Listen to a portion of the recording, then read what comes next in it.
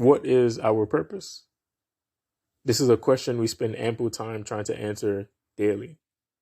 When you can't grasp why you're here and what you're here to do, it's easy to feel so out of place that you get stagnant. After constant battles with loved ones, trying to finally win their validation, I was ushered into this dark space where I lost my sense of purpose. I lost my motivation to pursue a career in digital marketing. I lost my motivation to exercise. I lost my motivation to love. I even lost my motivation to build this platform. I almost canceled everything. Sometimes you need the darkness to find the light again, though. I recently cut my locks off, deactivated a lot of my social media accounts, and I've been embracing silence. I needed to sacrifice the old version of myself and my old ways of thinking to stimulate favorable change. Sitting in silence and going within has allowed me to process my thoughts, process my emotions, and gain a natural sense of direction from the universe. I've been binge watching Naruto lately. It's been stimulating my inner child and motivating me in an interesting way. Ironically, the show is related to this concept that I was led to study further. I recently had a natural inclination to seek enlightenment. I spent some time watching videos on YouTube about chakras on channels like Spirit Science and Astral Doorway. I was so attentive to the information being presented because it gave me a sense of fulfillment that I was longing for. It dawned on me that this feeling came from the alignment with a true organic sense of purpose. Throughout this lifetime, we're heavily influenced by external factors like social media to see things we may already have. We're chasing a sense of purpose when it has already been given to us from the start. But it's hard to realize that when you stray from the divine path and live based on the greedy, egotistical notions of the society we live in. For all humanity, the main objective in this life is to achieve a blissful state of being that unlocks our full potential as we gain a deeper connection with the source. This is our righteous calling. And I believe if we can maintain focus on achieving this feat, life can become simpler and more enjoyable. Chakra balancing is a technique that helps us reach the ultimate state of enlightenment. It's a form of healing that requires the channeling of positive energy into the 7 main chakra centers. In this episode, I'm going to describe what chakras are, dispel the myth that chakras aren't biblical, and expand on the 7 main chakras and their corresponding organs. Stay tuned to learn more. What are chakras? It's no coincidence that the understanding of chakras is correlated with our ability to reach our highest state of enlightenment.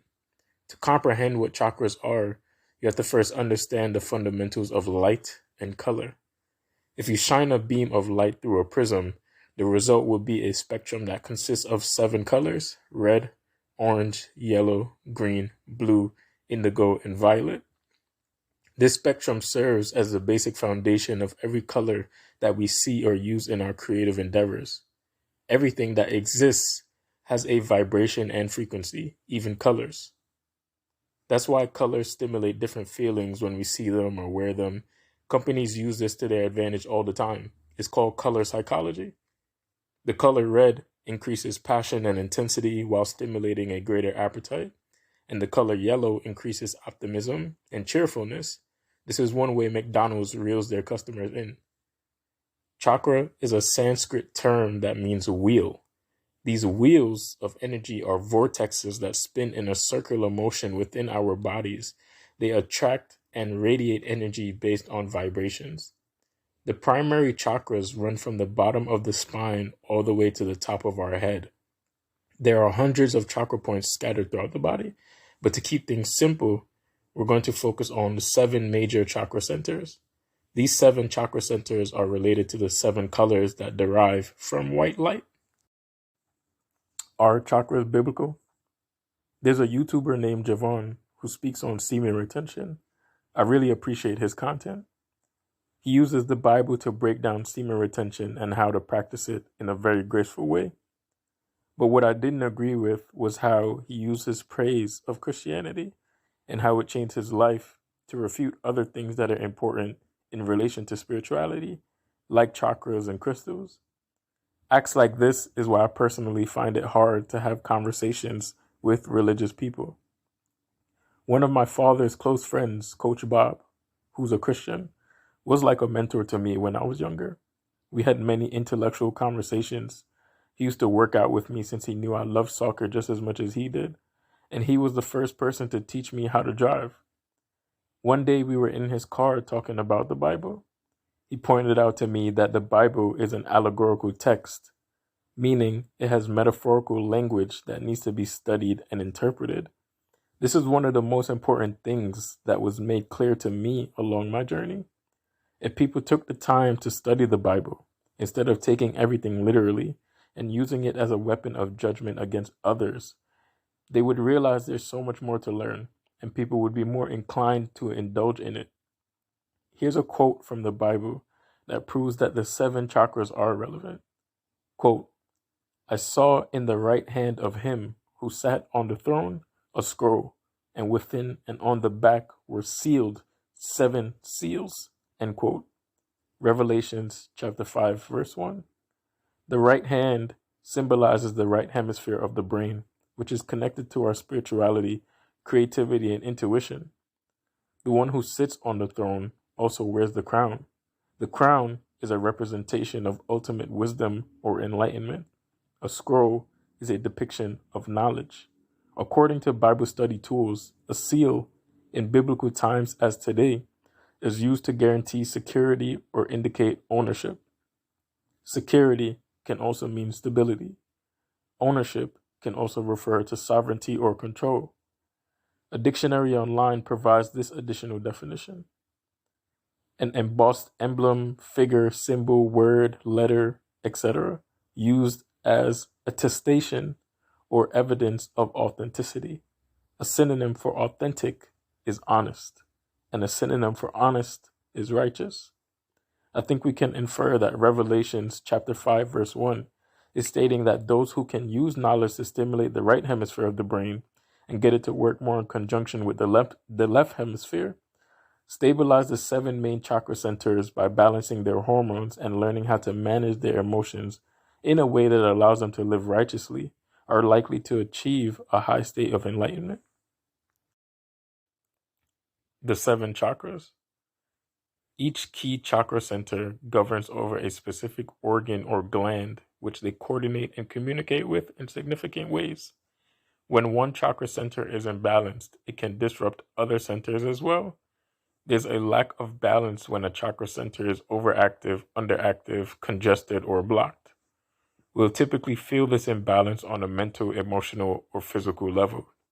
You can't solve all your problems by solely using the mind or entertaining a healthy diet. Achieving a harmonious state of consciousness requires us to engage in holistic practices that connect the mind, body, and soul. These are the names and features of the 7 primary chakra centers, starting from the bottom. This information was gathered from Spirit Science, Astro Doorway, and the Reeve Foundation. Root chakra, red. It's associated with survival and associated with the large intestine, kidneys, bladder, rectum, sciatic nerve, bottom of the feet, and the adrenal glands, which is the fight or flight neurotransmitter. Isn't it ironic that Naruto's chakra turns red when he's in that fight or flight mode? Is that his animalistic defense mechanism? Sacral chakra, orange. It's associated with sex or interaction, and it's associated with the gonads and endorphins, which is the euphoria neurotransmitter. Solar plexus chakra, yellow. It's related to willpower or ego, associated with the stomach, pancreas, intestines, gallbladder, liver, pancreas, spleen, and serotonin, which is the mood neurotransmitter. Heart chakra, green. It's associated with love, and it's related to the heart, respiratory system, the thymus, breasts, and acetylcholine, which is the learning neurotransmitter. Throat chakra, blue. It's related to expression, and it's associated with the thyroid, neck vertebrae, esophagus, mouth, teeth, gums, and glutamine, the memory neurotransmitter. Third eye chakra, indigo. It's related to our psychic ability or intuition. It's associated with the eyes, nose, face, brain, pituitary gland, and GABA, which is the calming neurotransmitter. Crown chakra, violet. It's related to spirituality, and it's associated with the nervous system, brain, pineal gland, and noradrenaline, which is the concentration neurotransmitter. Wearing clothing that matches the color of a chakra, eating foods that have similar colors, making time to immerse yourself into guided meditations, or investing in a Reiki session can all help and stabilize these chakras. For instance, if you want to heal your root chakra, you can wear red, eat red tomatoes, or eat red apples. If you want to heal your sacral chakra, you can wear orange, eat oranges, or eat pumpkins.